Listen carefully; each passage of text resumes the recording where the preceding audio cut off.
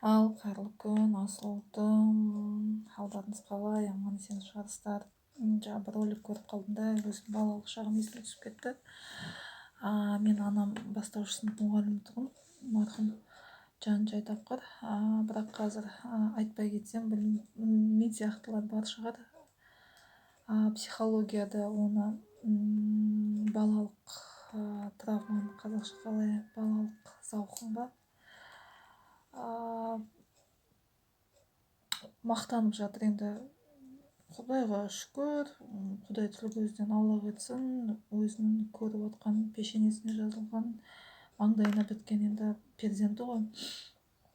Мақтанып жатыр да, менің қызым осындай кіп кішкентай жасы, осындай тамақ істей алады, осындай нәрсе үй жинайды, үйтеді бүйтеді деп, енді ананың жүрегі енді мақтанып жатыр.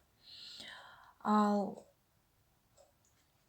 мен кішкентай күнде солай өскенде, мен қазір жер барып айтпасын, анам 4-ші сыныпқа келгенде, 3-ші сынып па, сол қашан қыз 9-10 жасқа келе бастағанда, сол кезде салыстырмалы жек көрем сонша салыстырғанда.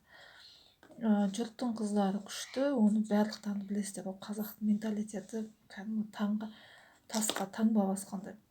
Жұрттың баласы осындай, жұрттың баласы бұндай, жұрттың қыздары пысық, жұрттың қыздары. Мен не істеймін енді? Сол ата-ана жаратылды, мені бір жерден асырап алған жоқ, өздері жаратты мені, өздері туды, әкем екеуі қосылды жақсы көріп, 4 перзент бала-шаға ұрпақ көріп отыр. Көрсең де өздері тәрбие берсін. Анам марқұм өзі айтатын, тәрбиені бермей, тәрбиені алады деп. Мен енді не істеймін сонда? Отырсам опақ, тұрсам сопақ. Келін болып түскенде де бәрін жасап жүрмін. Ананың келінінде, мынаның келінінде, білем, алдына ас қойып отырдым, жылы жұмсағын әкеліп, онда да жақпаймын. Өмір бақи сол миымда сол кішкентай күнде қалай қалыптасып кеткен, салыстырмалы. Сонымен ажырастық, үйттік бүйттік. Қазір мысалға мен қызыма шық жуытпаймын, шаң жуытпаймын. Бала өзі өсет, маңдайына ақыл өресіне қарай, сана сезіміне қарай өзі өсет, айналасына қарайды, етек жинайды.